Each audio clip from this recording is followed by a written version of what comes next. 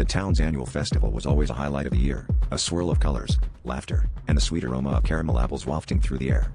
I remember the first time I attended as a child, the parade's grand marshal waving regally from atop a float, the very image of community spirit. But this year, as I stood amongst the crowd, something felt off. It wasn't until the float drew closer that I realized why my heart had begun to pound uncontrollably in my chest.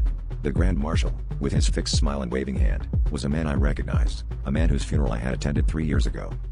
The unsettling realization crept over me like a chill wind. I glanced around, expecting someone else to notice the impossibility of what we were seeing, but the crowd remained oblivious, cheering and clapping in ignorant bliss. My mind raced through memories of the old man, Mr. Hargrove, who had been a beloved figure in our town until his untimely death. I recalled standing by his grave, the earth still fresh, and the solemn promise that he would forever rest in peace. Yet here he was, inexplicably leading the parade as though nothing had changed. Haunted by the inexplicable sight, I pushed my way through the throng, determined to uncover the truth.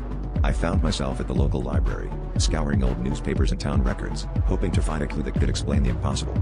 As I delved deeper, a pattern emerged, strange occurrences coinciding with the festival over the years, each more bizarre than the last, all pointing to the same disturbing conclusion.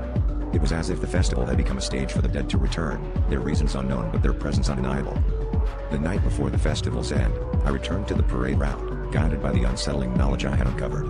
As the clock struck midnight, the town square was eerily deserted, save for a low fog that clung to the ground. In the silence, a shadowy figure emerged, its visage twisted into a ghastly semblance of Mr. Hargrove.